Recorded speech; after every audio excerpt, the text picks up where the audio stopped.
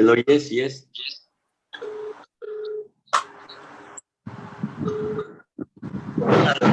Hello. Hello, Miss Sally.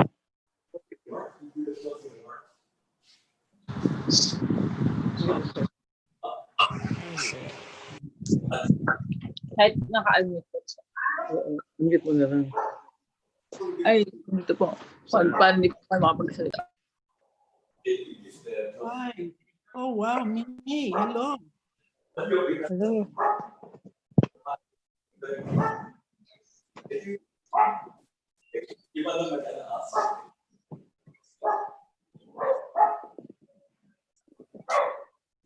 Can I attach na the sa screen share?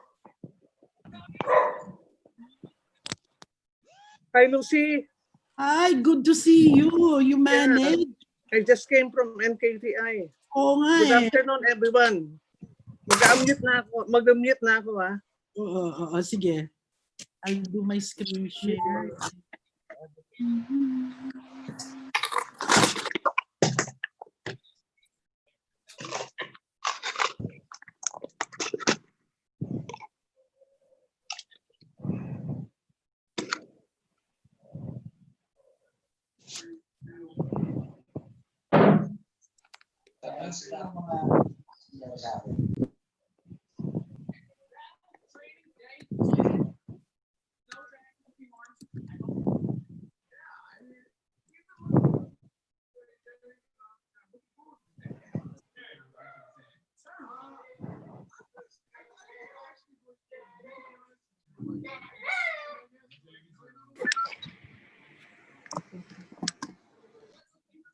Leti.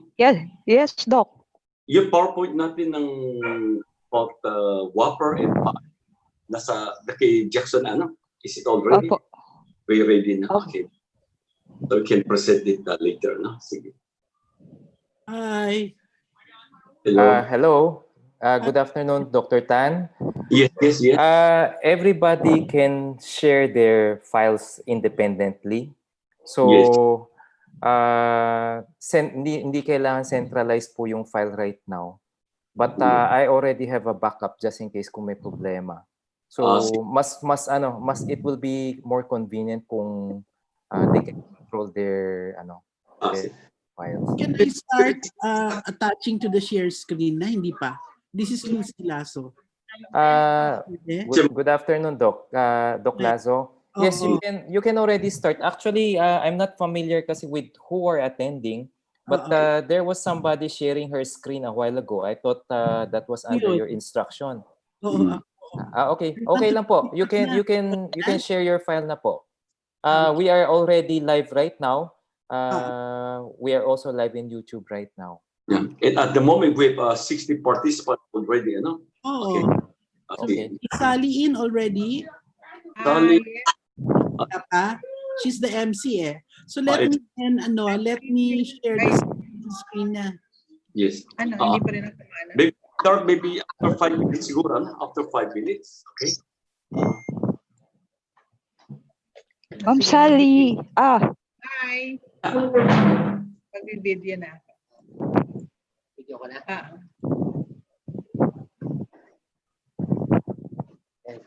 Before we formally start, before we formally start, maybe I'll just remind everyone, for those who would not be the speakers, can you just mute your microphones temporarily until you will be asked to speak para hindi siya magkahalo-halo. Thank you. Ay. Wala ka saksakan.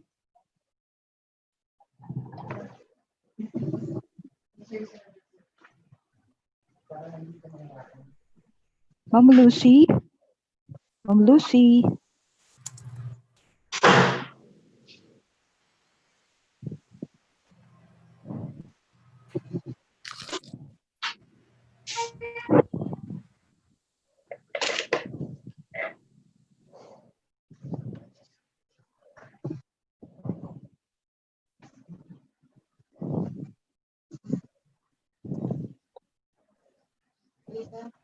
Para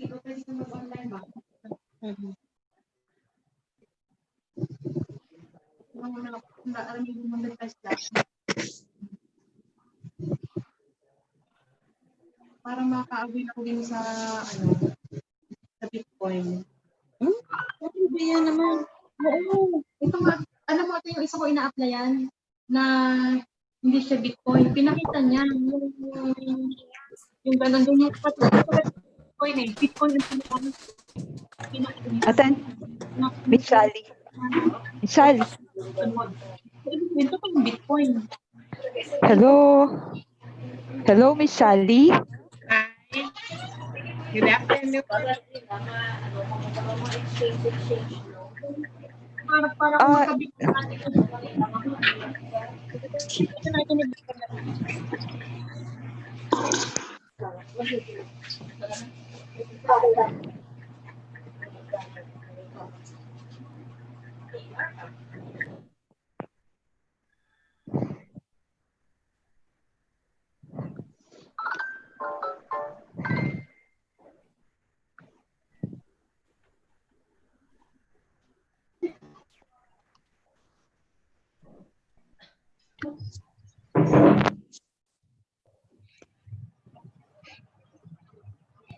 We now have around 80 participants, ano? And hopefully the rest will join the YouTube, ano? Huh? Hindi kayo mag-share ng intro slides.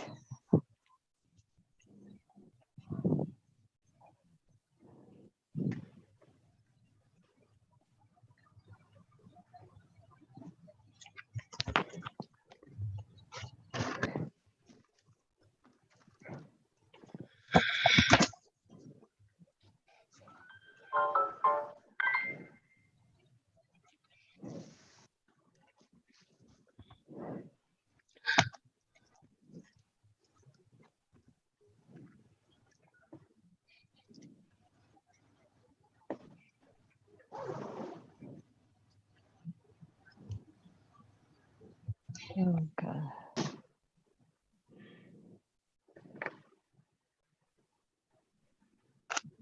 Hello? Can you test? Can you see my screen share? Yes, Doctora, it can be seen now. Okay. We're seeing your desktop. Yeah. Yeah, we can see your desktop. Okay na. Yes po. Okay, then I can close this. Doc, actually, you can try open your file now. I did attach and file it. I opened it. Hindi pa naka-open yan. We're seeing your desktop right now.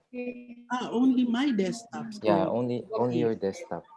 ito yung file. Let me open it.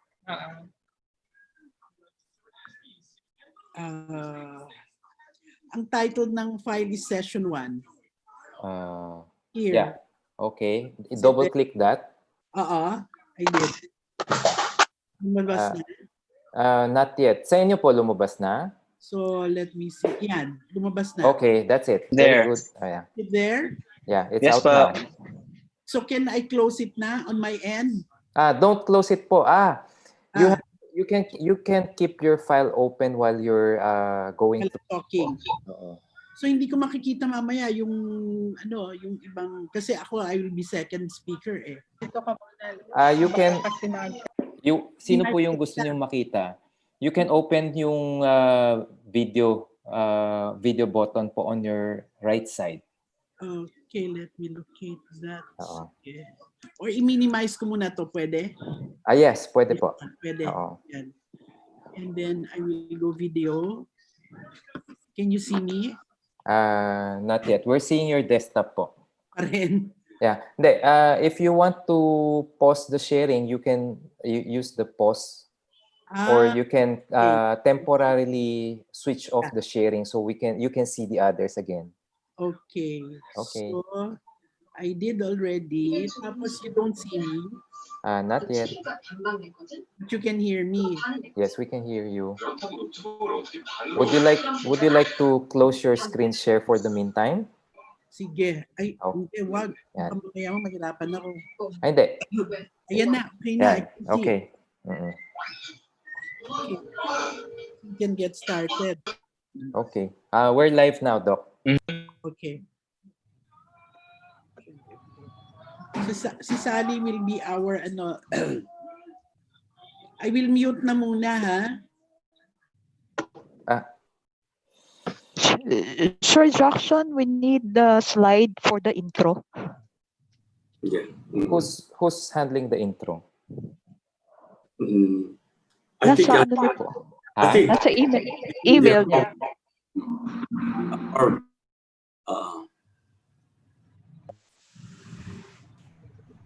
Nasa Wait, email mo, Sir Jackson. Yung revise, let bago me lang check po yun. Let me check. Kapapadala lang. Opo. Kanina pa.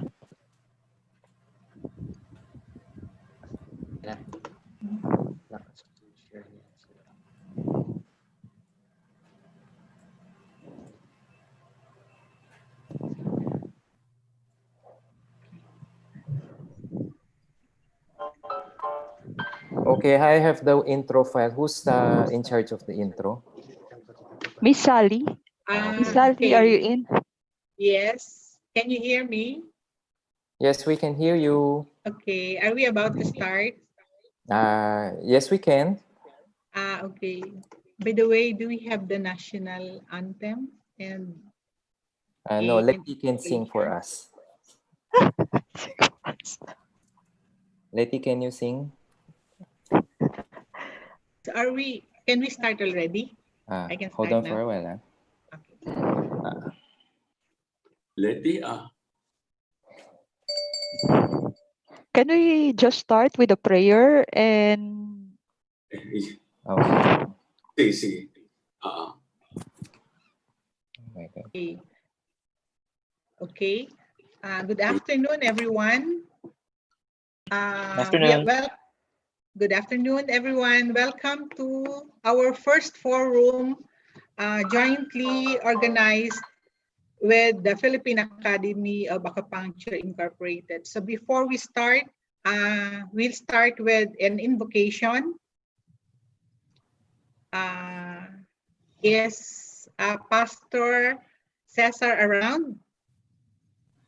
Can he lead us with an invocation? Pastor Cesar? How about Dr. Jojit? Dr. Jojit? Yes. Dr. Jojit? Yes, sir. I'm here. Dr. Jojit, can Yes, you I am around. lead the opening prayer? Yes. Let's pray. Let's put ourselves in the presence of the Lord. Our dear Heavenly Father, we thank you for this day that you've brought us together. We continue to praise you and glorify your most precious name. Thank you for thy blessings, O God.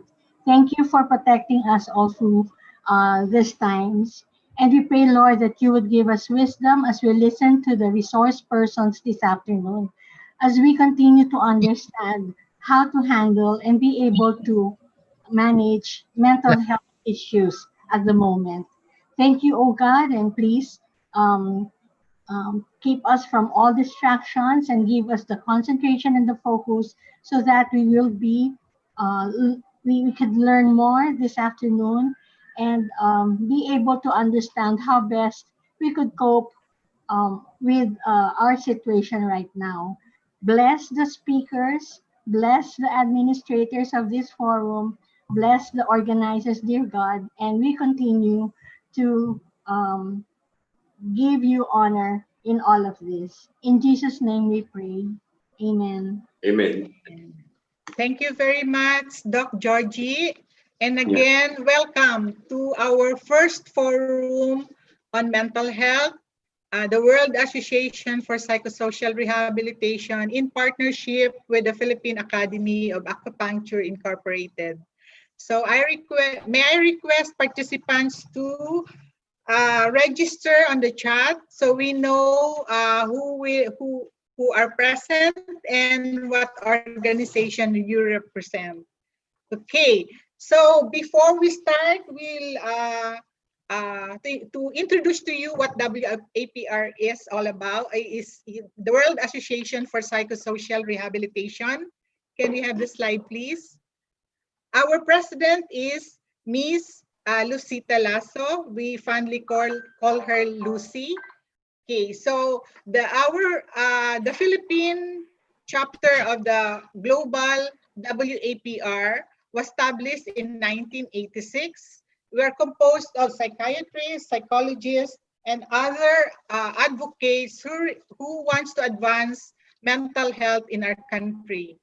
So our mission is to disseminate the principles of psychosocial rehabilitation.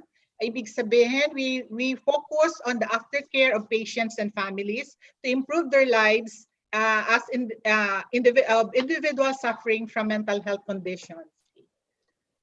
The board has, with Dr. Ignacio as our founding president, she is a psychiatrist. Now we have Dr. Lucita Lazo, a psychologist, as our president. And with us in the board is former Secretary of the SWD, Cora De Leon, Ms. Mary Ann Mendoza, formerly with the Commissioner of the Civil Service Commission, Dr. Tan Cho Siong, a psychiatrist from the Metropolitan Hospital. I am also a member. I'm a Vice President Coordinator of the Alliance of Filipino Families for Mental Health. We also would have in the board Mr. Eugenio Ladrido, Dr. Imelda Martin, Ms. Rodora Nograles, Dr. Sita Soriano, Dr. Elizabeth Santos, Ms. Nadia Trinchera, and Dr. Ben Vista. Okay. So for our advocacy, aside from psychosocial rehabilitation, we want to promote mental health and to prevent mental disorders and to create awareness about mental health, to strengthen leadership and governance and accessible recovery-oriented mental health services. For the Philippine Academy for Acupuncture Incorporated, we would like to request Dr. Tan Cho, its president, to share us about its advocacy. Dr. Tan? Yes, hello, can you hear me? Can you hear me? Yes, Doc, we can hear you. Can you hear me? Yes, Doc, we can hear you. PAAI, or Philippine Academy of Acupuncture, we are an organization of medical as well as non-medical acupuncturists. And all our members are certified by the PTAC, or Philippine Institute of Traditional and Alternative Healthcare. Okay, so we have around a 10 year of history. Okay, and our mission. Can you show us the mission, Jackson? Show us the mission. Our vision. Yeah, our vision is to make use of acupuncture as an integral component of the right to health of the Filipinos, okay, and contributing to the realization of the health in the hands of the people. Okay, so another thing is that the vision is that the development of different aspects of TCM as an integrative response to the people's health, well-being, and dignity. Okay, and this is very important because I think it's very timely for us to have this meeting because the President Duterte just signed the mental health law, I think, in 2018. And also in 2019, we have this universal health care, which will also include acupuncture. So we are very happy today that both our groups, Wapr and Philippine Academy of Acupuncture, we have common goal for the health and well-being of our countrymen. Thank you. Okay, thank you very much, Dr. Tan Cho Chong. Yes. Okay, as we proceed, I would like to remind our participants that this is the first session of the 3-session webinar. The other schedule will be on August 8 and August 22. Okay, so to introduce our first speaker, our president, the president of the Philippine World Association for Psychosocial Rehabilitation, Dr. Lucy Lazo completed her studies at the University of the Philippines. She's right now our principal investigator on a study conducted by Wapr Philippines titled Defining the Mental Health Research Agenda. And this is funded by the Philippine PCHRD, Philippine Council for Health Research and Development. She is also a former faculty of the UP Department of Psychology. Lucy is also worked with the DOLE, Department of Labor and Employment, and Tester. Fortunate to have her with us and share her experiences working with advocates of mental health. So friends, let's welcome Dr. Lucita Lazo.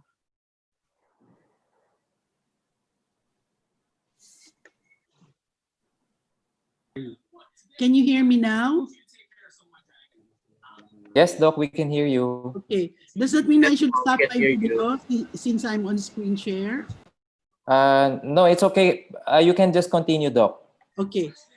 Good afternoon, everybody, and thank you so much, Jackson, for hosting us. Welcome po. It's a pleasure, and I think we have to thank the pandemic, the COVID, no, because many of us are able to come together on a Saturday afternoon when we usually would be gallivanting around. But anyway, it seems we are being galvanized together by this pandemic. Now, let me. I'm flashing now the slide, which is entitled "Take Charge of Your Mental Health in the Time of the Pandemic." You will note that the theme of this three-day seminar or webinar is "Take Charge of Your Mental Health." And in a short while, I will explain why that is so. And as was mentioned, just for you to have an idea of where we are, the 3 sessions is setting the context. And then second is looking at the pandemic in perspective. And the third one is some tips on the house of mental health care. You will have self-care specifically. So you will have more of these in the coming sessions. Okay. Specifically, the objectives of this, let me just expand this. Okay. Is it bigger now? Doc, Is it excuse bigger? me. We're seeing the last slide from the previous one. Yung current slide niyo parang hindi pa nabuksan. Itong objectives. Opo. Is it there now? Not on my side, not yet po. Anybody seeing? No, Parang po, wala no. pa yata, Doc. I don't see anything. I don't see Yeah. anything. See it? Doc, let's restart it. Can you Okay. reshare it now? Can you open it again? Nako, let me see. Click on the share button, the green button ulit, Doc. Green button. On the center. The one that... Ito. Okay. Yes, Doc. Is it there? Not yet, Doc. Not yet? Ayan, it's starting now. No, but that was the previous one, no? That was the intro. Let me put that down now. So what I need is... Nawala yata. Doc, is it the session 1? Yeah. Or would you like me to I'll open it. Sige, would you? I'll open it for you na lang. Share? Ayan na. Is it there? Do you see it? We see it now. Okay. Yes, we can see it now. Yeah, it's there now, Doc. We should be on frame 3 objectives. Yeah. Okay. So you will notice that this is a joint undertaking of the Wapr and Paai. Thanks to our common member, Dr. Tancho Chong, who actually pushed for this. And if you will recall in the introduction, one of our areas of work is to promote mental health and prevent disorders to the extent that you can. No?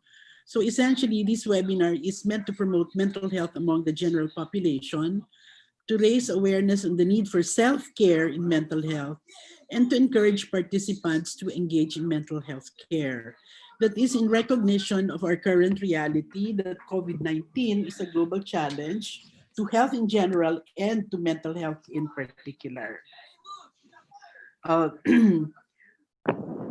when I say we want to promote mental health of the general population, you will see here a visual where you can imagine the entire triangle or pyramid to be the entire population, which can be segmented into specific groups. You have at the bottom those who are assumed not to have any problems, who are assumed to be mentally healthy. That's actually the bigger mass. And then those with no clinical diagnosis but could be experiencing some problems, and then those who are really declared and diagnosed as mentally ill. You will notice that if you look at the proportion in the general population, according to WHO statistics, ang totoo, itong mentally ill mo, mga 20% lang. And your no clinical diagnosis and mentally healthy would comprise the 80%. Okay? So institutionally, in our society, there is mental care, healthcare for the mentally ill. So you have the clinical treatment that takes you to the hospitals and secondary health units. No? Now, the no clinical diagnosis, hindi deklaradong may sakit, may mental illness, there is no clear-cut service for them. What we are hoping is that eventually we will have community-based mental health services. So yung mga nandito sa kategoryeng pangalawa, masasalo natin and prevent them from maturing into full-fledged mental disorders. So for example, we could have people who are suicidal and who might be at the break. Ngayon, kung magkaroon ng early detection, masasalo natin so that they don't go far beyond, no, or go into the clinical categories. And then you have the bigger mass, which is really the 80%, if you like, where we need to promote mental health. Kasi yan, what we are realizing now is, and I will discuss in a short while, mental health is not a static condition, meaning to say, today you may be okay, but if you go through this pandemic, pwede kang matiriring, no? For some reason or another. So, we're hoping that we will be able to preserve the mental health, maintain the mental health of those in this category by taking promotional measures.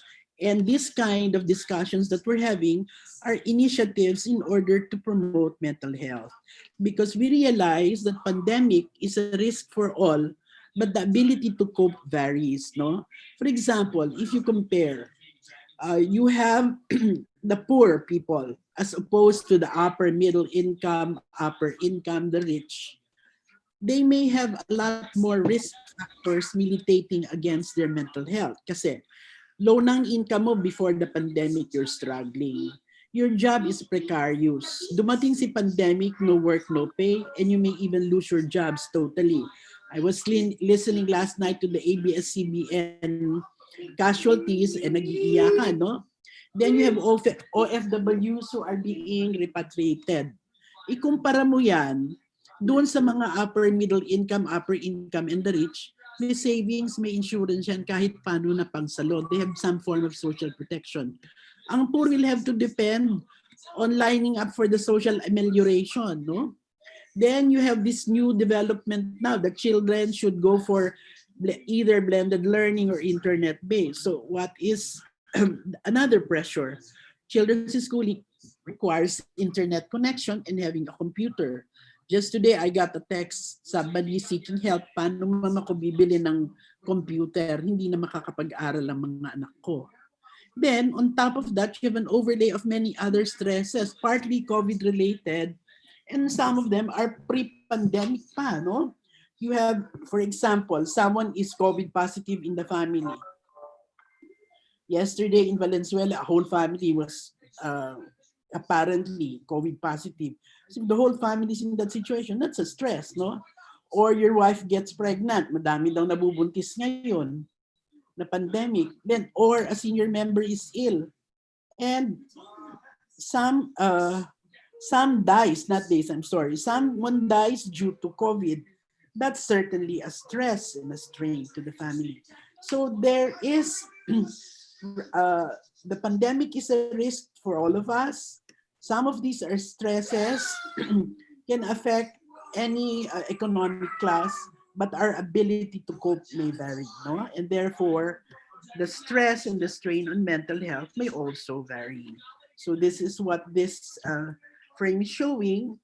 Pandemic is a risk for all, but the ability to cope varies. So it may range from grief, anxiety, stress, shame, depression, and so on, no? So, bakit ayaw gumalaw?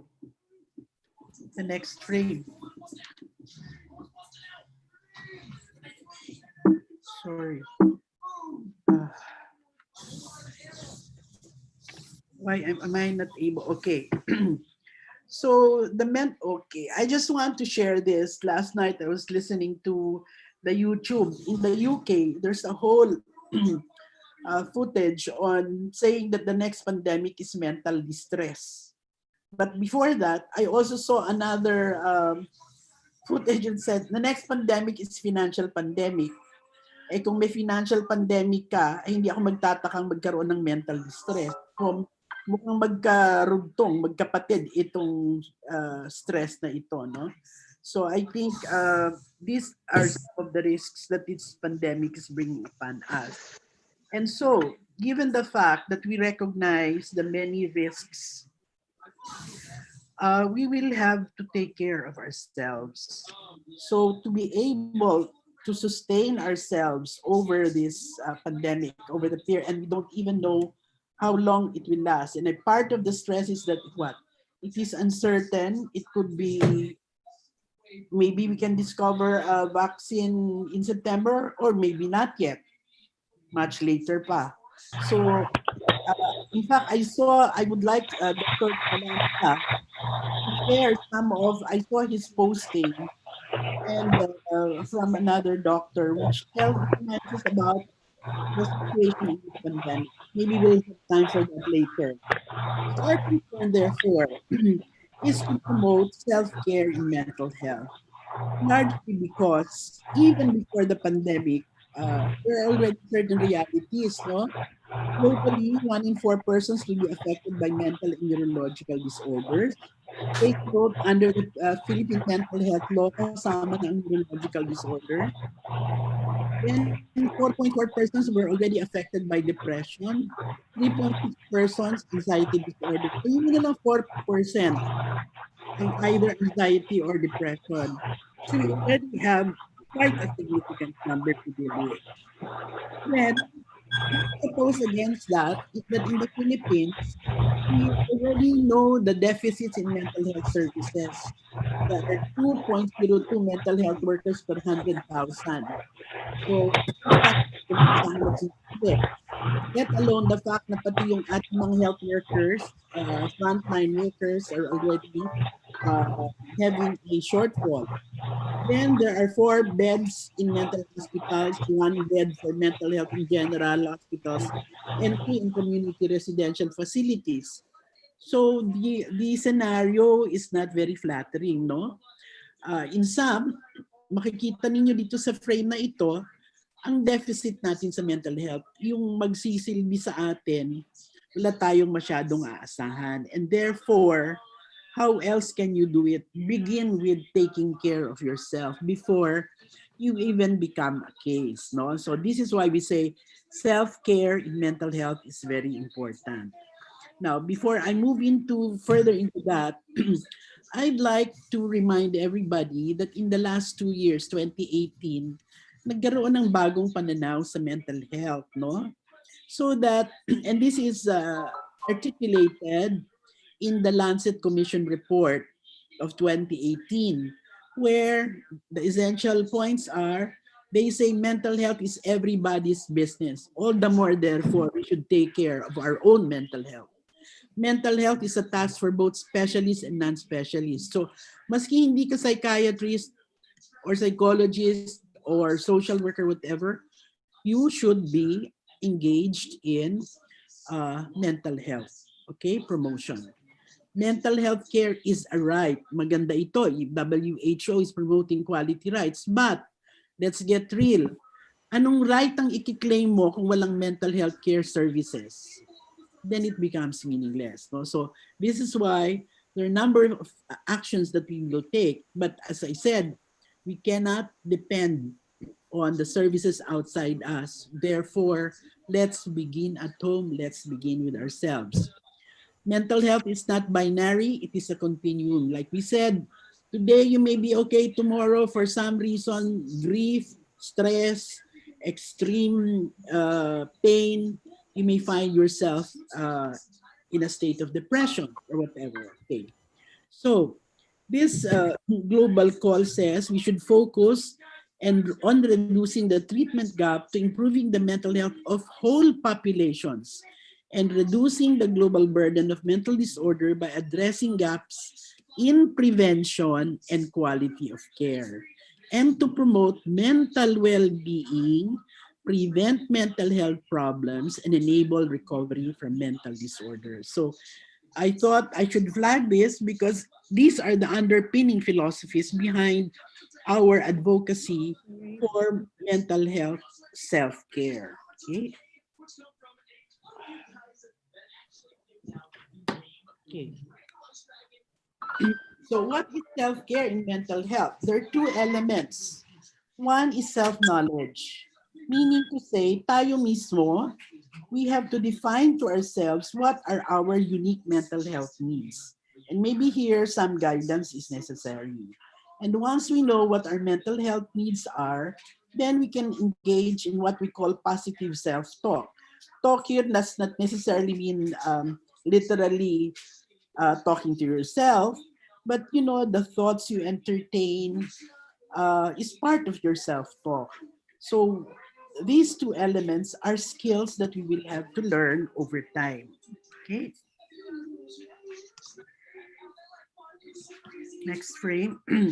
Now here I'm showing, because we said the first element of self-care in mental health is to identify, recognize your unique mental health needs. Kasi hindi naman tayo pare-pareho. Therefore, these individual differences will reflect themselves in terms of what we need, what care we need relative to mental health. Now, this will looks upon mental health from a holistic perspective. No, it begins with the physical, the psychological, the emotional, the spiritual, the personal, and the professional aspects of your lives. All of that can influence our mental health. No? Okay. So the question you raise to yourself is the first step is, what are your mental health needs? Okay. In sum, when we ask the question,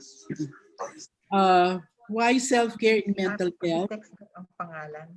Because if we do not practice basic self-care, we may quite simply burn out. We will be unable to decompress and to find outlets for our stressors.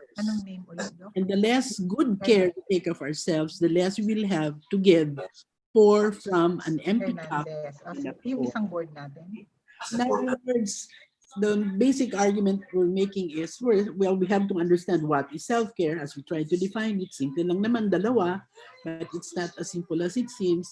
Pangalawa, we might find ourselves, if we do not take care of our mental health, we may drive ourselves to the brink where we will not be able to help ourselves and even help others, okay? The COVID-19 pandemic is everybody's concern, and the impact may vary from person to person. It could heighten anxiety and fear. It can drive some people to depression. It can be traumatic, lalo na yung mga namamatayan, okay, na hindi mo man lang makita at the last moments. That can be very painful, no?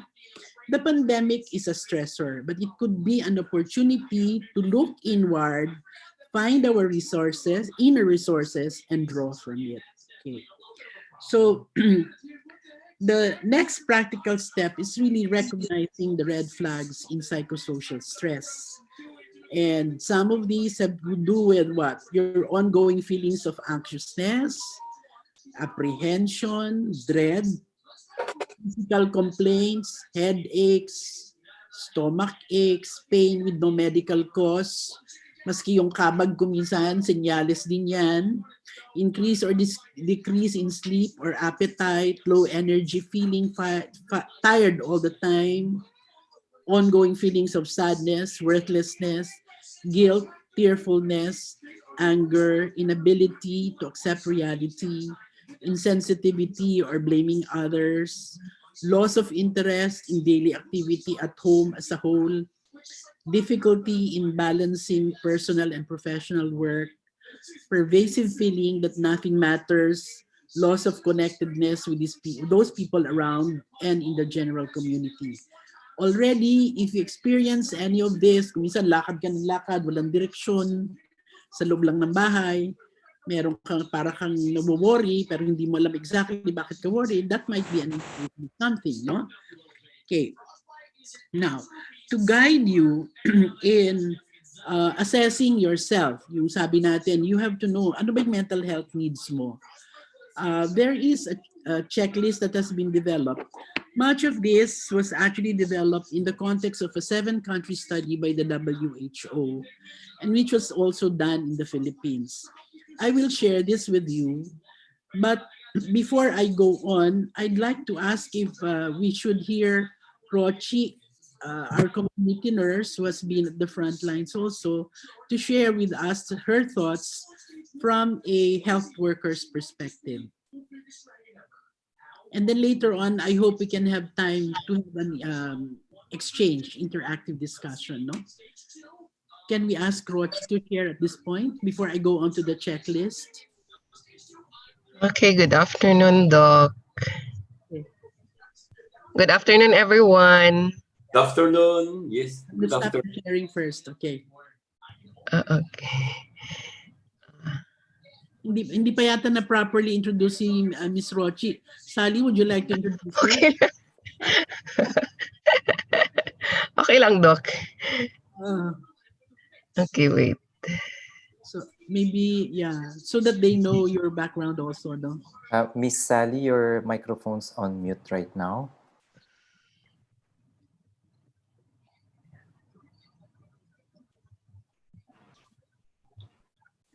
Before Sally will introduce Ma'am Rochie, no? Rochie is also a board of director of the Philippine Academy of Acupuncture, no? And I'd also like to acknowledge Mr. Jackson Tan, no? He's our technical person for this seminar. Jackson is also with the board of Philippine Academy of Acupuncture, and also Leticia, our very efficient secretary. Thank you, Leticia and Jackson, for all of this. Without your efforts, this wouldn't be possible. Yes. Okay, Sally? Okay, thank you very much, Dr. Tancho Chong. So we have heard from Dr. Lucy Lazo an overview of the mental health situation in our country. Added to this is the present pandemic that has caused so much stress, tension, depression, anxieties to the Filipinos. There is a way to prevent this, no? As what Miss Lucy was saying, we need to understand the illness, be able to cope, and see whether are we able to recognize the red flags already? Okay. And not to forget that everything will have solution, it will pass. There has to be faith and hope and observance of healthcare. We are very thankful that at this point in time, we already have the mental health law. Alam niyo naman siguro yun, ano? It was signed 2018. Almost 2 years now, so that the mental health law, we look into the needs, no, of the whole population, and all of us had advocates of mental health have something to share to make sure that people in the community are given the right information. We could help give awareness to people and fight the stigma. Kasi sa ngayon, mawalan ka ng trabaho, talagang napakahirap na, no? So what we will tell people, what we need to tell them is something that kailangan alam natin na hindi na nakakadagdag sa kanilang pressure or sa anxieties that they are encountering. So today we have another speaker, and she is a licensed nurse. She's also a certified acupuncturist. She finished her BS in nursing in 1984 with a Master's of Arts in Extension Administration. Okay. She's a community health nurse and faculty at the Silliman University. As what Doc Tan was saying, she's also a member of the board of the Philippine Academy of Acupuncture Incorporated. So friends, let's welcome Nurse Rochie Cagara.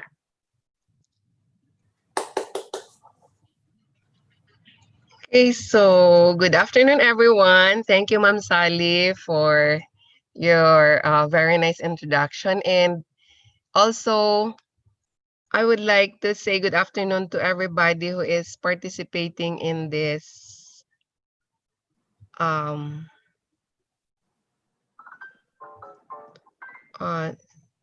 lecture series. Okay, can I go ahead? Can you hear me? Yeah, please. Yes, go Okay. ahead. Yes, Miss Rochie, please go ahead. So I will share with you, I was given the task to share the perspective of health workers in relation to mental health, which is experience or mental health issues during the COVID-19 pandemic. So the objective of my sharing is to be able to share how health workers view mental health in relation to COVID-19 pandemic. So as what Professor Lazo have shared earlier, she said that only it's about 20% of patients who are diagnosed to have mental illness among the population. So according to the International Council of Nurses, mental health is crucial. It's how it's being considered crucial to the well-being of individual societies and countries. So it has affected very much as to how people cope with the situation during the COVID-19 pandemic. And mental health problems are also common, as what Lazo or Professor Lazo have stated earlier. And another reality that we saw is treatment is not available to most people, because even in my own province here in Negros Oriental, we only have one mental health facility, and we only have one doctor who comes to that facility, but she does not come on a regular basis. She comes on about 2 or 3 days a week to take care or to check on the patients that had been confined in that facility. And nurses, because I especially mention nurses because nurses is the largest group of professionals who are usually closely taking care of patients, are important providers of treatment and care. However, according to ICN or the International Council of Nurses, education is inadequate and their role is underdeveloped. They are only trained on the basic care, and only a part of mental health is being discussed. Although, if we look at the program of the Department of Health, mental health, mental health is one of the programs that should be implemented under the non-communicable diseases. However, no specific person assigned under the DOH who is responsible in looking into the mental health problems or mental health issues of the community. And then I also would like to share with you common mental health realities that were observed during the pandemic. So first is public health emergencies may affect the health, safety, and well-being of both individuals and communities.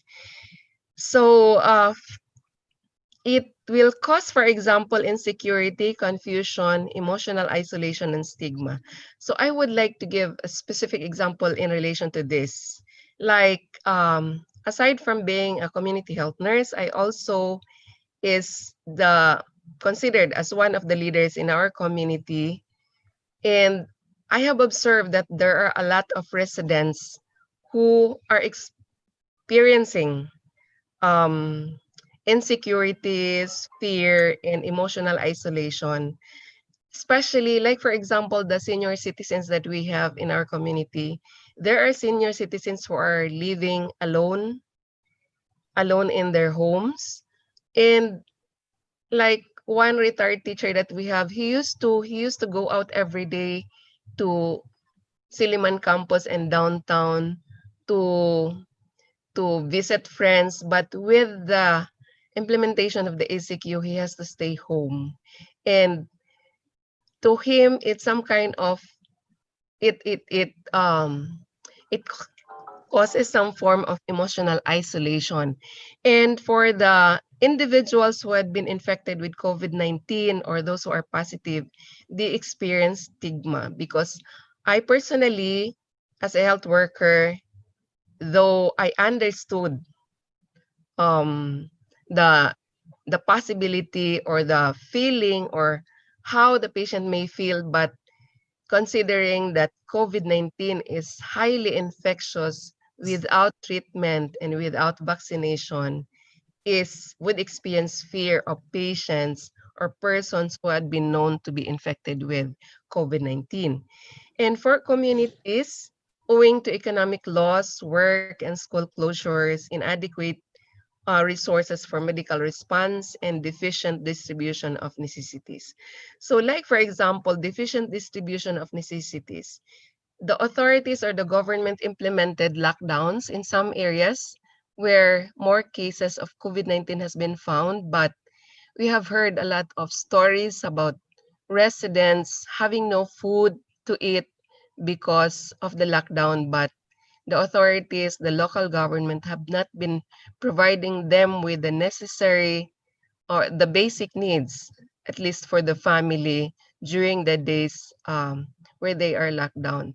And I was even saddened receiving a text from a friend that um, she's a nun and she's taking care of a community in certain parts of Manila. And I've heard a story that a father committed suicide because he could not withstand listening to his child crying because of hunger. And these things will result into a range of emotional reactions such as distress or psychiatric conditions, and healthy behaviors such as excessive substance abuse, and also very important is violence. We have heard reports that domestic violence within the homes have increased because of all the stresses that the family are experiencing. And also non-compliance with public health directives. So I have experienced this in my own community. Being the president of our subdivision, we had a problem in implementing home confinement, especially the young ones, the below 21, the wearing of masks, and the implementation of social distancing within the community. Because people were for few weeks or several weeks of ECQ, they would want to get out because they feel isolated. They have not met their friends. They could not choose the food that they would want to eat. They cannot market like the senior citizens. They could not buy vegetables that they need and many others. And for the people who contract the disease, we often have a problem in the province, especially those who are coming from Manila and from Cebu, with the because there is a mandate that LSI and OFW should be sent back to their provinces. We have a problem currently because some of those who had been returning, who initially were found to be negative, had turned to be positive in their later swabs. And even those who have been made aware that they were positive for COVID-19 would escape from quarantine facilities and would go around their relatives because they had been out from the community for several months. And then another is uncertain prognosis, severe shortage of resources, imposition of unfamiliar public health measures that infringe on individual freedoms, financial losses, and conflicting messages from authorities cause widespread of emotional distress and increased risk for psychiatric illness. So there was even one time when a resident of our community who is a health professional operating her own clinic, and she was once telling me that, Mom, I am experiencing some sort of depression because so many things that comes into her mind, aside financial losses, the fear of getting infected through her patients coming to her clinic. And then third is mass home confinement directives, including stay-at-home orders, quarantine, and isolation, are new to almost everyone. So we all knew that this is the first in history. We can only remember the plagues and the severe kinds or forms of pandemic in the Bible, but this is the current reality that we are experiencing right now, and we know that we are not used to it, and the people still is having a difficulty imagining themselves or imagining ourselves going through with what we are heading through the new reality. And this usually leads to numerous emotional outcomes like stress, depression, irritability, insomnia, fear, confusion, anger, frustration, boredom, and stigma associated with quarantine, some of which persisted after the quarantine experience. So as we open to OFWs and LSI, in my own community, there were a few OFW and LSI who returned from Manila and from their work abroad. And since I was the president of the community, residents were started calling me. We have heard that an OFW returned. How is he? And so I have to call the authorities and to confirm their certification being safe and from COVID-19, and to inform the residents, because the residents are feeling that they should avoid these people because they are OFWs. So the stigma that we associate with those, not just the infected, but people who might be traveling or coming from their travel from other places, sometimes we treat them as patients with having the high possibility of transmitting COVID-19. Then the fourth one is medical conditions from natural causes, such as life-threatening viral infection, do not meet the current criteria for trauma required for diagnosis of PTSD, but another psychopathology, such as depressive and anxiety disorders, may ensure. Because like, for example, sa PTSD or post-traumatic syndrome disorder, usually one of the major criteria is they are exposed to the actual trauma. But even during the COVID-19 pandemic, even people who have not been actually exposed to or an actual infected person or being infected even if you just hear or listen from the news or television or scan your cell phone for information that has been posted, those informations could still lead to mental health issues in relation to COVID-19.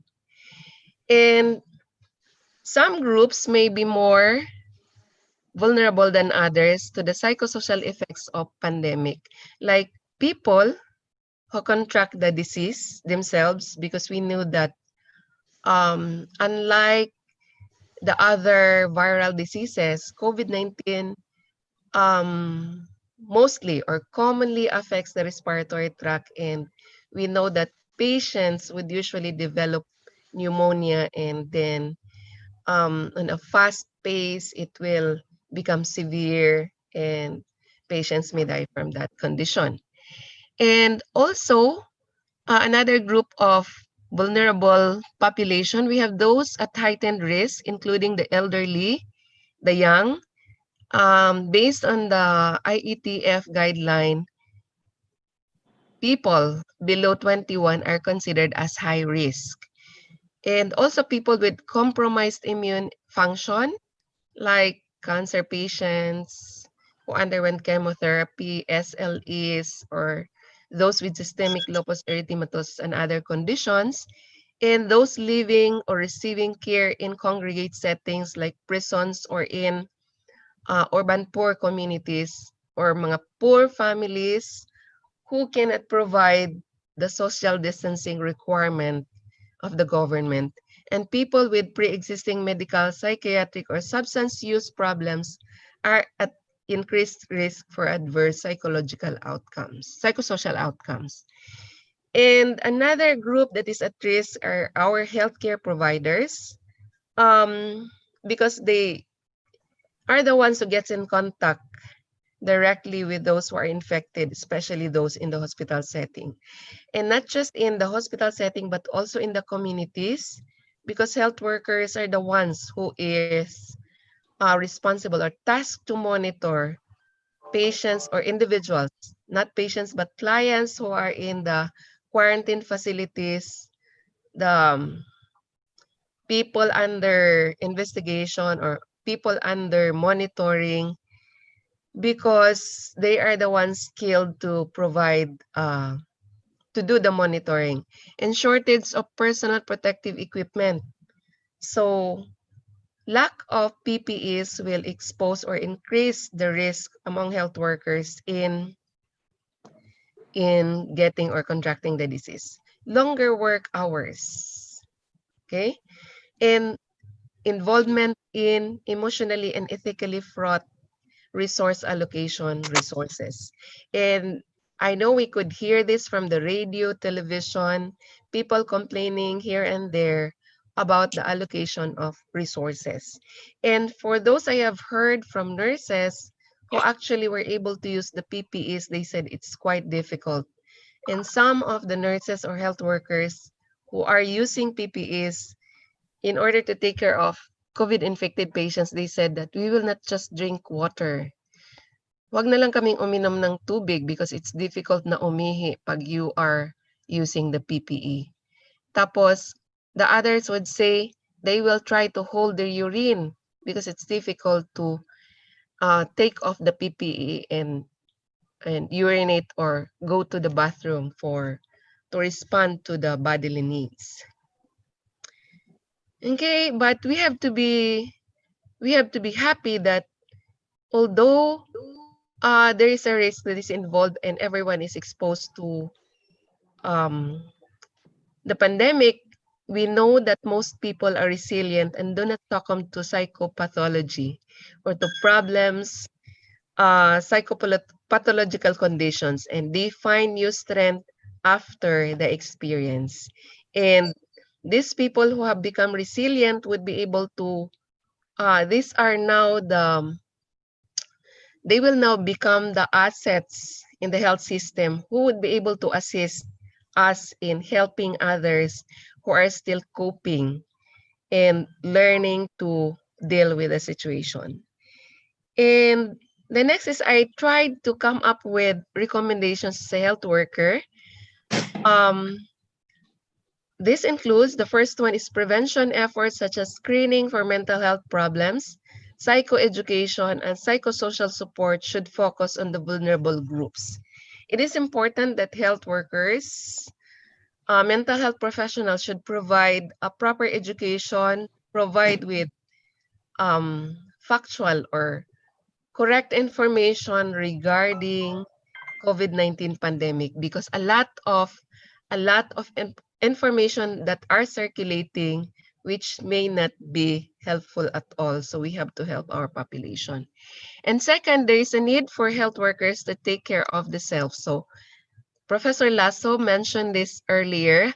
I think I need not elaborate each and every item because we have still other sessions. We'll be dealing with this individually, like in the interventions, how we could promote mental health or how we could prevent mental illness among the second group of population. So I will just read through the self-care activities or initiatives that we need to do for ourselves as health workers, not just for health workers, but individually, because as what Dr. Lasso mentioned earlier, that mental health is everybody's business. We should not depend on psychiatrists, psychologists for our mental health, but we ourselves is responsible in keeping ourselves healthy. So the few things that are enumerated in here are: feel free to express your feelings. So if we are feeling something, we need to share it to others who may be able to help us. Then intentionally employ coping strategies, which will be discussed in the succeeding sessions in this series, and perform regular check-ins with yourself. And I think the next session will be about checking ourselves whether we have mental health issues or problems. Then take breaks from the news and social media. So this is true because people who had been watching everything from the social media, I would use the term in Tagalog na praning. So there are people na napapraning because of what they see, what they read from the social media. And be fortified by remembering the importance and the meaning of our work or your work. Okay, so although we may not be 100% successful in the things that we do, but there are a lot of successes that we went through. So we have to be happy and to credit ourselves for that.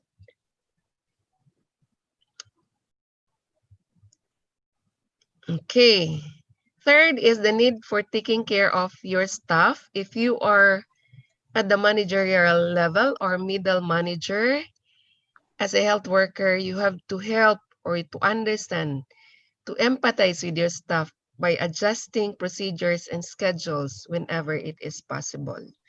But one of the problem nowadays is we lack health workers. Some of them had been sick, and we know that there were some who have died because of COVID infection.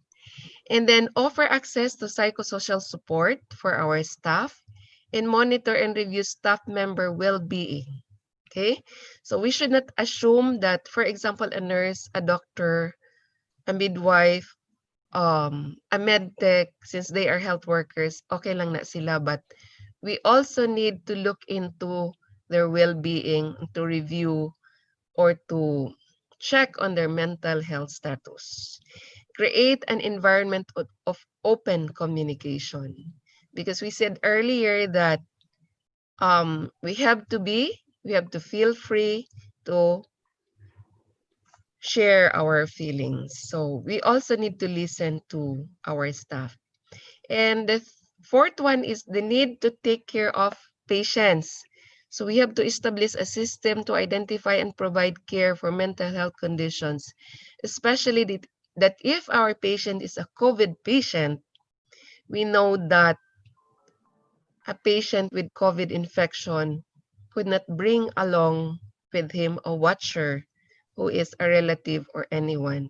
But this patient would be taken care of, will be taken care of by healthcare professionals in the facility, but no family member can take care of him or her directly.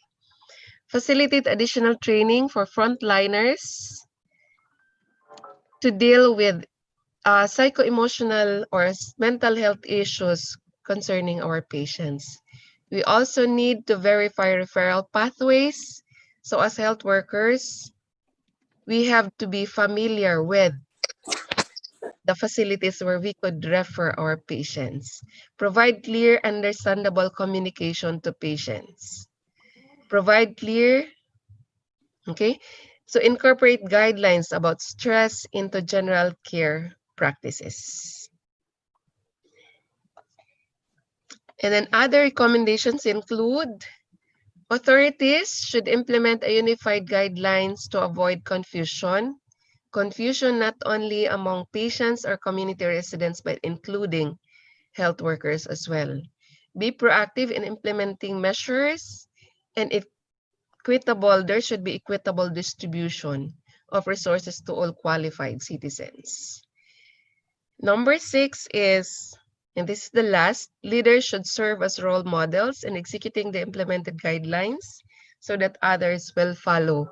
Because like I would like to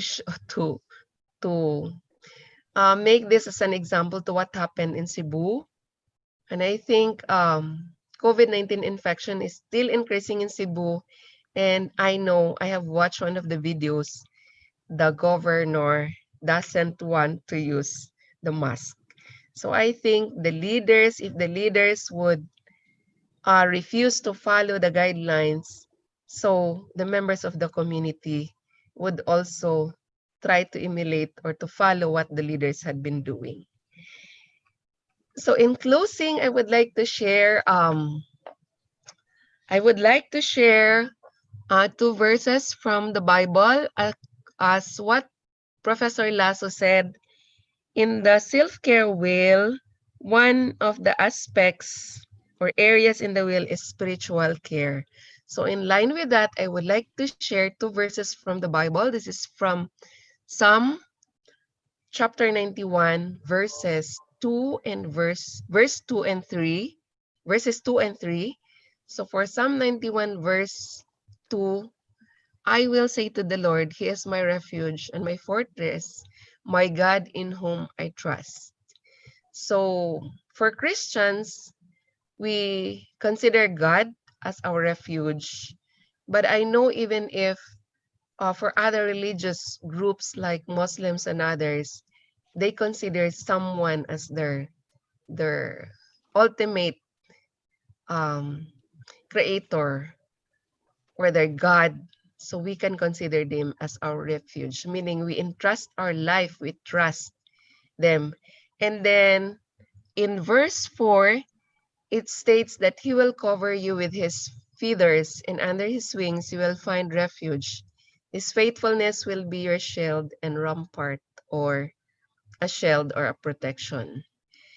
So again, we trust in the Lord and we ask for His protection from COVID-19 infection so that our population, or we will not suffer from severe mental health distress. We will not be affected with anxiety and other forms of mental health concerns or issues as we are experiencing the COVID pandemic. So, daghang salamat or thank you for listening to my sharing.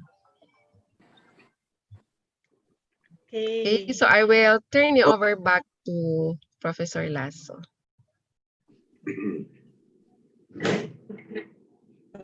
Okay. Thank you very much, Miss Rochie Cagara, Yes, for thank your you for your sharing to us, no, making things light, no? Kasi with the things that Yes. are happening now, everything seems to be parang people seems to be part of the problem. We need people who must be part of the solution. And being part of the solution is soundness, no? Yes Mental health, po. balance. Yes Okay. po. Yeah, unfortunately, some people nowadays look at things in a gloomy scenario na Yes, parang ma'am. wala nang pag-asa, wala nang bigay si Kapitan. So that when you say something negative and people around you are influenced of your negativity, wala na, saan na tayo pupunta? Lalaki na yung problema, no? But if they see mental health frontliners, mental health providers na positive, giving Yes them po. hope, no? This God. Sabi nga, we cannot depend on people, but we can depend on God. Because He will Yes. provide for all our needs. Maybe COVID is just telling us, uy, nakakalimutan nyo na yata ako. I was the one who Oo. created you. So I know what you need. Unfortunately, people now are dependent on anong mabibigay, ang trabaho ko, kung wala na ang anak ko o ang parents ko, paano na ako. So all this compounded with negative people around them, ang mangyayari is talagang suicide, depression, anxiety. Yes po. But these are not helpful to us. So we need to give hope to people around. So ang kailangan talaga is sound decision making. So how can we be sound if we are part of the problem? So really, there is something na pwede nating magawa, no, for people out there na nawawala na ng pag-asa. Kaya andito tayo. The Philippine Academy of Acupuncture Incorporated, the WAPR Philippines, we're here to tell people out there may pag-asa. There is a good reason bakit nagkaroon ng ganitong epidemic. We all need to be parang iano tayo ng konti, iyugin ng konti para makita natin na teka muna, saan na ba tayo papunta? With all our yung kaalaman ng tao, no, sinisira na nila kung ano yung ayos, no? So we have to go back to yung kaayusan na ginawa in the very first place ng Diyos sa atin. And thank you for giving us that quote from the Bible that make us realize ang buhay talaga is not for ourselves. Yes. It is for others. So we have time now for open forum. Miss Lucy, you have something to say, to add? Or Dr. Tancho Chong? I think si Ma'am Lucy would like to share with us the checklist. Yes, that's right. Yes. Okay. Hindi pa ako tapos. Yeah. Let me just finish, okay. I think, shall I proceed now? Can you hear me? Yes, please. Yes po. Okay, I think I ended with this frame, recognizing the red flags in psychosocial stress.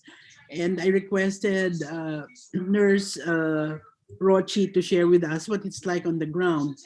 And we heard, a whole range of experiences of psychosocial stress or distress from the health worker to the ordinary person, no? Now, so we go back to the theme. We said, it's inevitable na makakaranas tayo nito. Some of us, maybe yung first 3 months wala, pero as the first 3 months of lockdown was extended, then extended again, medyo nagkakaroon na ng discomfort. I personally, for example, I managed my first 3 months easily like a breeze. You know how I did it? Viber. I had a Viber group, I call it my Viber therapy. And the second was Netflix therapy. So thanks to COVID, nakapanood ako ng Crash Landing on You. Okay. And other telenovelas. It gave me the time. Now, anyway, I think all of us will have to begin with the recognition if there are red flags. Meaning, meron na bang senyales that you are getting stressed? So the tool, the checklist that I'm about to give you may help you with that, no? As I was saying earlier, this one was developed in the context of the WHO 7-country study, which particularly looked into populations that were affected by disasters, natural disasters.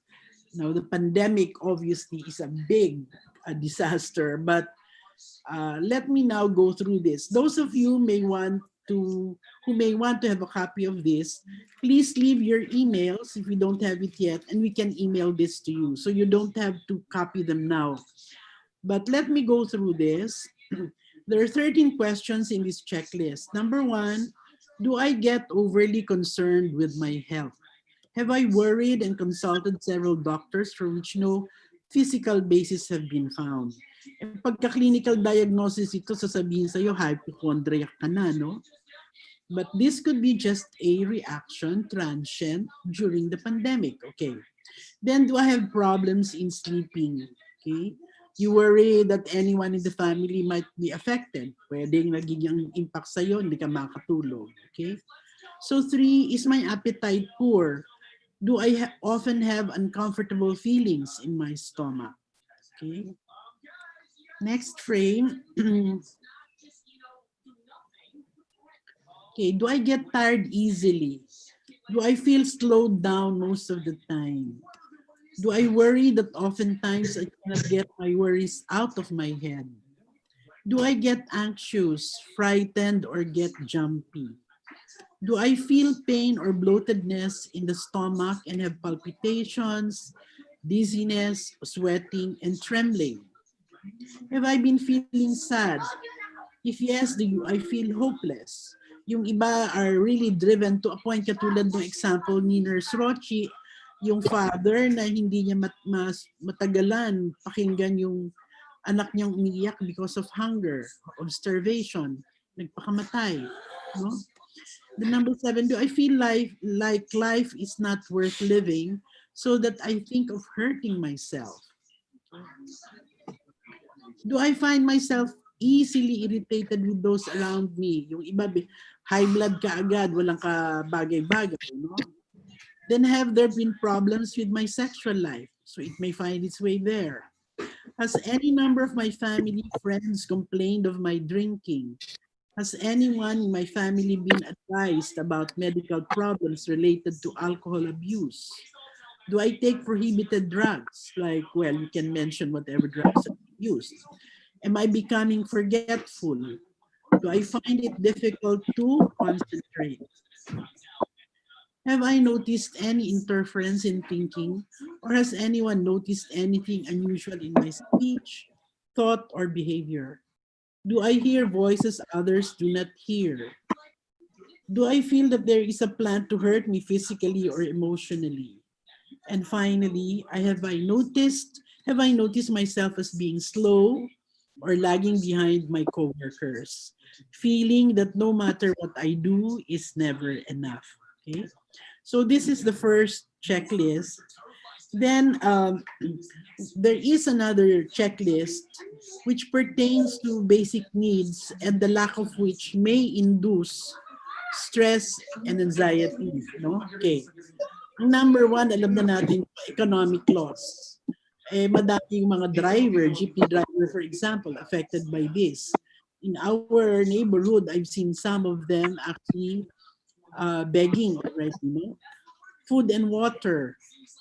In some areas, they are not able to access clean water and access to food. Housing and neighborhood, problems from change of residence. Or maybe I would rather cite here the case of the urban poor. Pinagla-lockdown, pero baka because of the congestion in their neighborhood, they are more likely to acquire COVID, no? Work could be dissatisfaction with work, role interpersonal. I would say in the context of the pandemic, the loss of work, the loss of jobs is a big issue. Education. Ito ngayon ang big anxiety natin, yung education ng mga bata. Can you afford a computer or do you have internet connections? Are the teachers, for example, prepared to do their blended learning in your area? Then legal, conflicts with the law. Ito yung panghuhuli sa checkpoints. We know of one case where there was an exchange between an ex-military, ex-army who eventually died, no? Because he was being apprehended. Then health of other members of the family. Could be anxiety because someone is COVID positive. general social and cultural factors like difficulty in handling conflicts or family obligations. Your children, I think this is one major source of anxiety because care of children and how they're also affected by the COVID.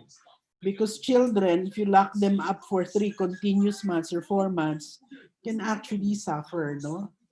Similarly, with spouse and partners, other family members, and disaster, violence, and other adversities. I think here, one of our anxieties, if you will remember, just before the pandemic, you had the Tal eruption. And then now you have earthquakes, floods. Then there were again announcements about possible volcanic eruption in some other areas. So the stresses can be, there could be overlay of stresses upon the pandemic even, okay? So those are the social checklists. Now, there is a special checklist for burnout, and this has to do largely with the health workers. Okay, let me run through it, and this will be the last. Do you tire easily? Do you feel fatigue rather than energetic? Are people annoying you by their demands and stories about their daily activities? Are you increasingly critical, cynical, and disenchanted? Are you often affected by sadness you can't explain? Are you crying more than usual? Are you forgetting appointments, deadlines, personal possessions? Have you become absent-minded? Are you increasingly irritable, more short-tempered, more disappointed in people around you? Are you seeing close friends and family members less frequently? Do you find yourself wanting to be alone and avoiding even your close friend? Are you too busy to even do routine things? Are you suffering from physical complaints like stomach aches, pains, headaches, lingering colds, and others? Do you feel disoriented or confused when the activity of the day stops?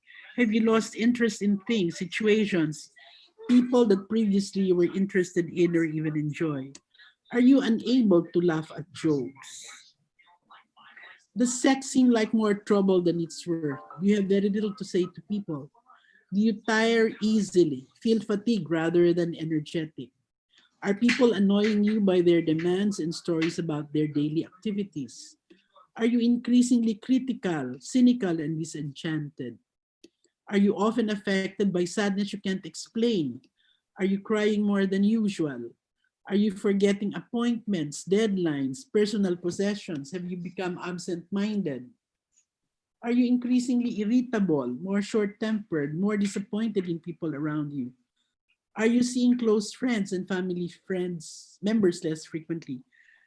Okay, I think this was already mentioned. No? Okay, I think I've read others.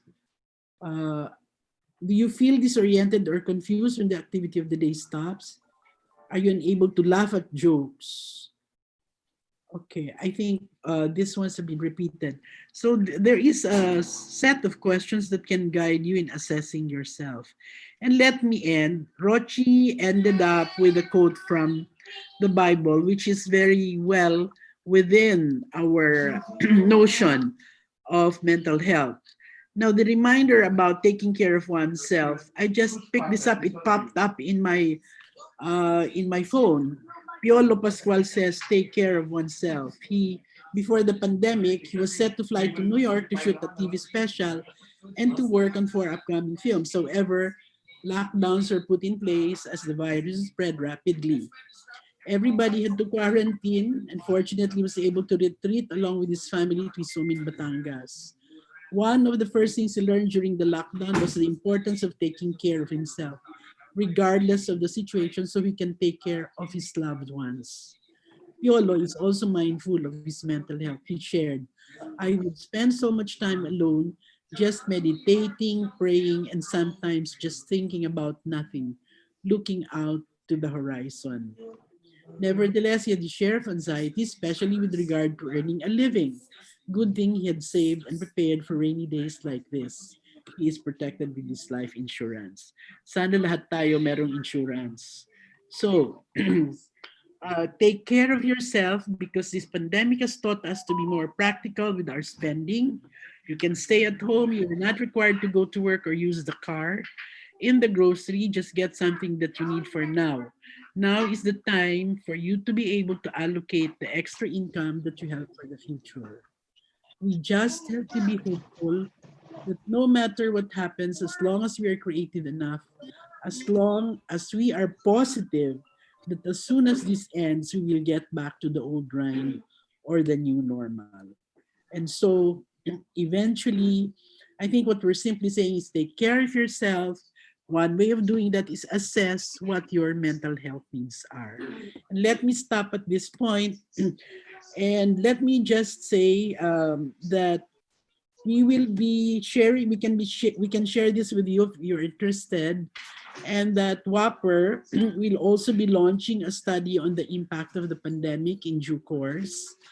And you might be one of the respondents. You could participate in it as a respondent, no? Secondly, we are also planning to have more webinars. These first three webinars are introductory, but later on we'll be diving deeper into the subject as in the succeeding seminars. Thank you very much for listening, and I think we really reserve some time for the exchange and for the sharing of our own thoughts on self-care in mental health. Okay. Okay. Yeah, I'll stop there. Thank you very much again. Okay, so we're now open. The floor is now open for some questions, some ideas that you can share or share with us. Anybody from our participants, if you have any question. Can I say something? I'd like to say something. Ma'am Sally? Yes, Doc. Oh, yeah, Go ahead, Doc. Yeah. By the way, before I start, we've been hearing Ma'am Sally Bongaleta talking a lot, but we don't know her yet. Well, she's also a board member of the World Wapr, and also a professor of psychology at Philippine Women's University. So for the information of everybody, we are very happy that she's with us. She's a very prestigious personality. Now I can see that with a lot of these medical students, the graduating medical students with us, and I like to say something from the perspective of a medical and paramedical, but medical point of view. Now I can see that in medical field, especially the graduating the medical students, in their internship years, and this will apply also to the nursing, to also the dentists, in this last year, it's very important to do practical, to do actual hands-on patient interview, doing the procedure. But because of the pandemic thing of this event, a lot of these things are being compromised, So maybe that's also one of the social problem. The training is also affected, like the board exam. The board exam, the previous medical board exam, only one half of the exam was being done, and the other half will be, I think, in September or August, and that will join the next batch of the exam. And so I'm happy that we have a group of these medical students from FEU with us. Maybe you as medical students, can you share with us some of your personal experience on the effects of this COVID on your learning and on and your life? Anybody?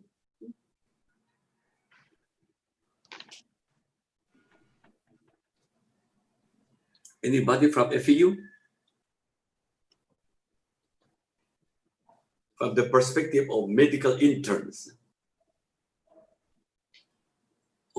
They're so quiet. Anybody? So, well, maybe I can also see that Dr. Jojit, Dr. Jojit is in the community in grassroots level. Dr. Jojit is a family physician as well as a licensed social worker. She's with the street children. Maybe Dr. Jojit, can you share with us something? Yeah. Firstly, I'd like to thank Dr. Ma'am Lucy and of course the resource persons for sharing their experiences in the light of COVID. Yes, I am also a social worker and working in a shelter currently, and we've been taking care of 12 children. So you could just imagine, these are children coming from the streets. And it just so happened that during this COVID period, we have all been locked down in the shelter. And there are just two full-time volunteers who are working with the children and trying to cope with the situation. So, I mean, it's really very challenging. And I think you really have to be a bit more creative in so far as how do you cope with the situation.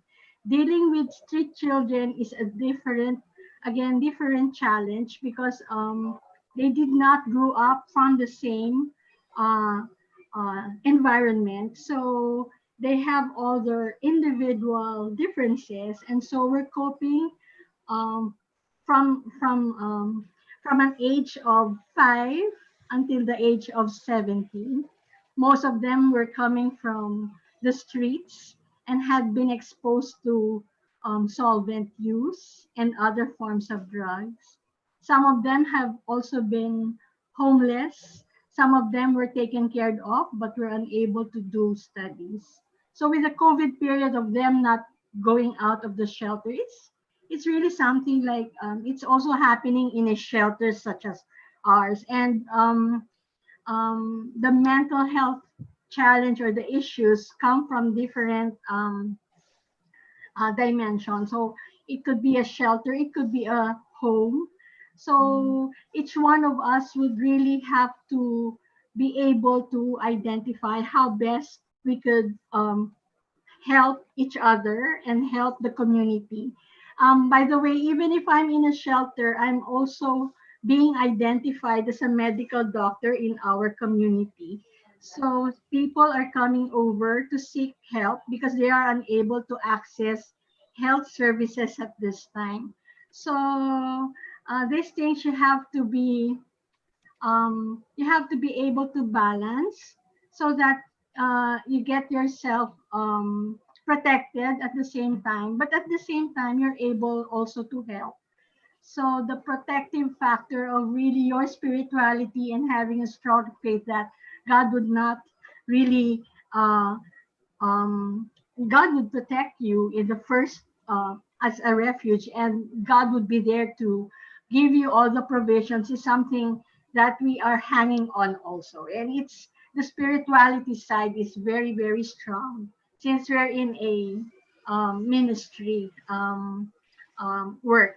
So I believe that for all of us, we will have different experiences and handling the children as they also cope with COVID is something that you also have to learn. And at the same time, self-care is also very, very important. I've been here since the lockdown, and that has really taken much of my the stress is there, the challenge is there, but you really have to be able to keep that balance emotionally, mentally, and of course, keep yourself healthy enough and protect yourself from further risk outside. So that's how we try to cope and prepare ourselves and continue to cope with the situation we are right now. Dr. Tan? Thank you, Dr. Jojit. By the way, Dr. Jojit is a community community physician, ano? And out of her dedication to help the poor people at the grassroots level, she even took up social work, ano? So it's a very nice, very rarely do we see a combination of a family physician and the social worker in one personality, you know. So and together we are working both for street children with Dr. Joje, Dr. Ilagan, and also Pastor Cesar Lubrico. No? Yeah. There, excuse me, Sally. I think there's a question in the chat box, no? Okay. From Lee Dalandicho. What is your perspective on online psychological assessment and online counseling? May I share my? Yeah. Yes. Yes, Lucy. On the online counseling first. I think one of the trends now resulting from this pandemic is the telemedicine, which includes telecounseling and therapy. So it's almost inevitable that we will have to make use of this tool, this online counseling. And from what I hear, it seems to be working well. I know, for example, one of our, Dr. Tanjo Chong, for example, I think also does this, Dr. Yes. Ignacio. And I hear that it has worked well in most cases, okay? Maybe we can ask Dr. Tanjo Chong to talk about it in a short while. On the psychological assessment, I am not quite sure. I'm of two minds on this one, because one can do, tele-assessment. For example, you can do still one-on-one as long as it's not public to everyone. It's between you, the assessor, and the assessee. And here, I think you will have to have informed consent. So this is a bit tricky, especially if the results are going to be hopefully not published. It has to be confidential. So there's an ethical issue here, I think. So I'm not prepared yet for the assessment component. Okay. So maybe we can ask Dr. Tanjo Chong his thoughts on this one. Okay. Yeah, I think.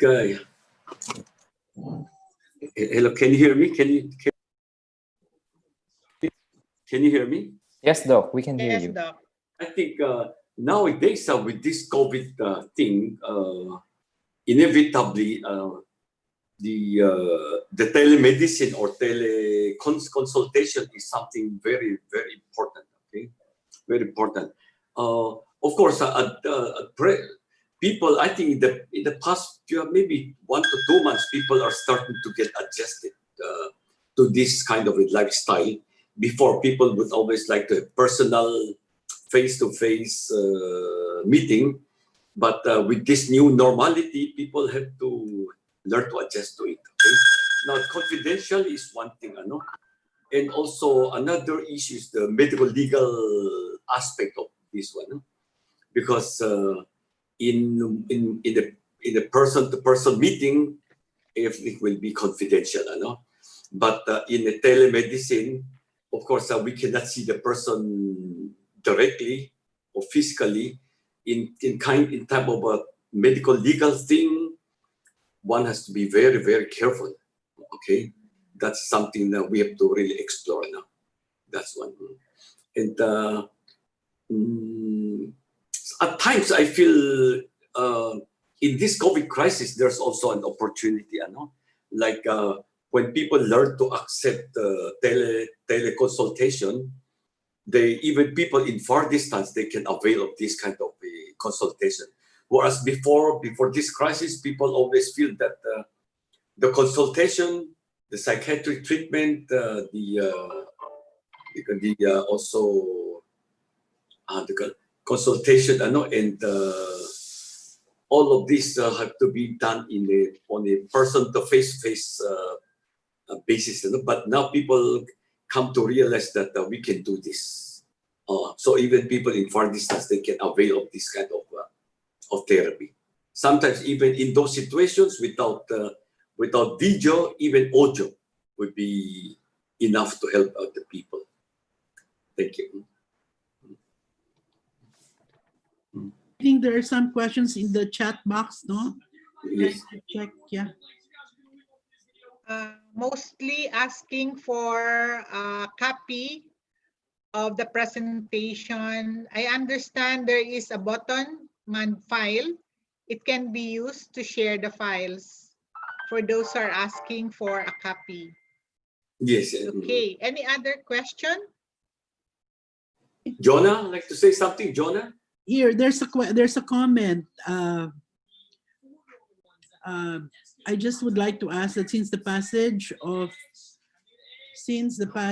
the this is from Darren Venturina, no? From FEU. If time still permits, my follow-up question is that with the passage of the Universal Health Act, will this help us secure an organic office personnel that will ensure the development, implementation, and monitoring of policies with regards to mental health? Prior to that, he was saying that aren't we winning the battle in raising mental health awareness? And I answered him on the chat and I said, yes, that in fact, it's a blessing in disguise. This pandemic is a blessing in disguise because people are more willing to talk about their mental health concerns. Regarding the having an organic office, to secure an organic office that will ensure the development, no, and implementation of the law. In fact, as provided in the Philippine Mental Health Law, the Department of Health should be setting up the Mental Health Division. And perhaps this is where I would invite everybody, if you can join us in the advocacy for the DOH to implement what is in the law. That's one. We now have a coalition of NGOs, which we call Human Rights-Based Mental Health Advocacy Network. Those of you who wish to be members, please feel free to join.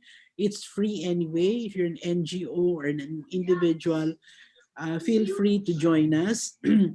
That's one point for advocacy, because there are two levels here. One is the political will within the DOH, and secondly, the support of the Department of Budget and Management to allocate the necessary funds. Ang nangyayari, lahat ng pondo na pupunta sa pandemic, sa COVID. So they're trying to get it to the point that some of the regular budgets that are meant for mental health hindi nagagamit. No? So I think we really have to watch. Everybody has to be on the lookout to make sure that what the law says should be implemented. Okay. May I also add, Lucy, Yes, that for please. all mental health care providers, it is encouraged that they get a copy of the mental health law, read the law, so you would know what's in the law, and then you can share this with people in the communities, families, mental health workers, no? Because it's important that we know the law. Who are those we can approach? Who are the members of the council? What are their role in the council to ensure that the mental health law will be properly implemented? So I just hope that it's free. You can Google it. You can get a copy.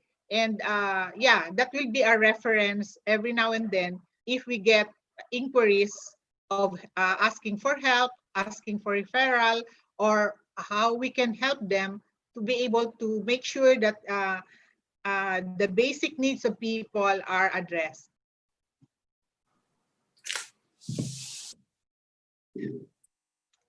Okay, so some more concerns, questions? One more here, comment. I come from a government hospital. We are looking for a clinical psychologist or psychiatrist to help our mental health service. Do you have a list of those willing to work with hospitals like us, willing to be hired? We need badly. We don't have an immediate list, but we can flag this to some of those in our network, no? Yes. By the way, I can also give my cell phone number to whoever asking this, and maybe I can try to help you link. No?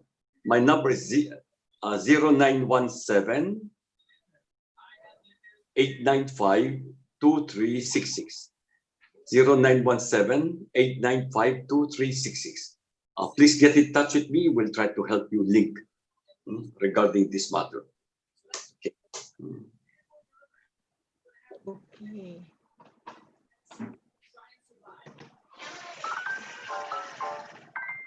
Okay. That was a concern from Miss Emily Guerrero. Anong hospital kayo? Miss Emily Guerrero? From what hospital?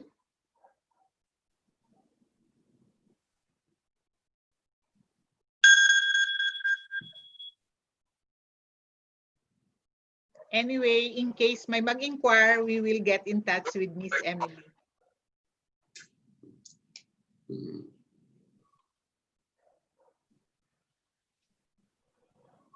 Okay. So it's Taguig Pateros District Hospital. Okay. We'll take note of this for any inquiry. Thank you, Miss Yes, Emily. thank you very much. Okay.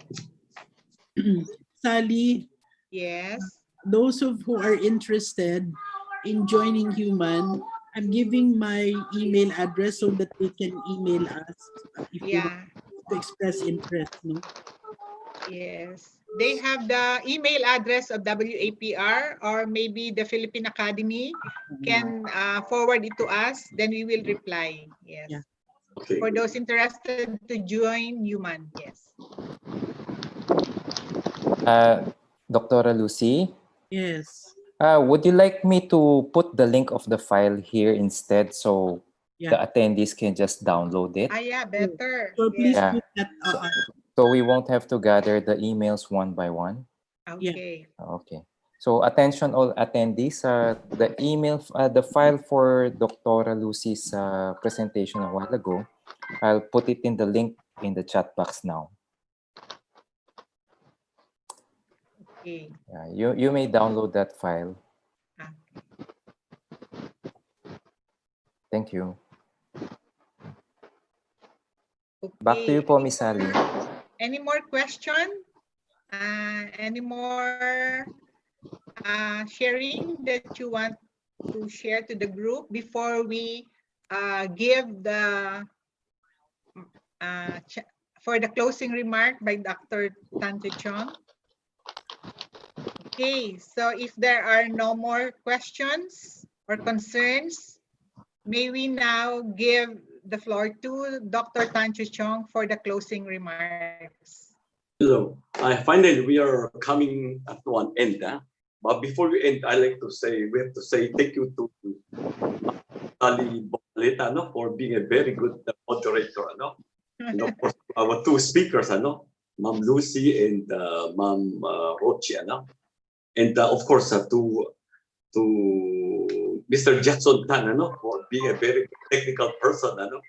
And also to Leticia, a very good secretary of Philippine Academy. So, well, we're happy today because this is a kind of first venture of two organizations, Wapr and Wapr Paai. We are both in the field of mental health and also for the well-being and health of the Filipino people. So we're able to join hands together. And we will have succeeding 2 to 3 more sessions. We hope, even though this we are going ending today, but this will be the start of more things, more working transaction relationship in the years to come. Okay, so again, thank you everybody for joining us on, and also we would also like you to join the humans, to be part of the mental health of our society. Okay, so thank you very much, and see you on August 8th, August 8th, yes, the next session. Okay, So we hope we'll be always in touch. Okay. Bye-bye, everybody. Bye-bye. Thank you. Thank you very much. Thank So you. to all the participants, thank you, Dr. Tan. To all the participants, please note the date. It's August 8th. And the topic is another interesting topic. It will be a psychiatrist will also be one of our, at least I think 2 psychiatrists will be our lecturer for August 8th. Yes. It will be, the topic is about preserving your mental health, isolated but not alone. Okay, thank you very much, everyone, and see you August 8th. Yeah. Thank you, everybody. Bye-bye. Thank you. Thank you. Bye-bye. Bye. Thank you. Bye-bye. Bye-bye. Thank you. Thank you, Patrick. Thank you, Letty. Hope to see you after Bye. COVID. Yeah, thank you. Thank you, Letty. Thanks everybody. Oh, Thank you. Group picture, Doc. Group picture. A group picture. Yeah. Picture. Kaya lang nakaalis na yung iba. Alis na sila. Hindi. Sige. Si Rochie at saka kayo. Whoever's there pa. Yeah, nawala na yung iba. 11 na lang tayo. Ay, Hindi, we're still 75 po right now. okay. Pwede pa ba? How quick? Yeah. Pahabol. Okay. Pahabol. Let's have a group picture. Everybody, your best smile. 1, 2, 3. Okay. Thank you. Thank you. Next batch. Thank you. One more. One more. One more. Okay. 1, 2, 3. Okay, that's Bye. it. Thank you. Okay. Bye-bye. Thank you so Bye. much. Bye-bye, everyone. See you again. Bye. Bye. Bye-bye. Bye.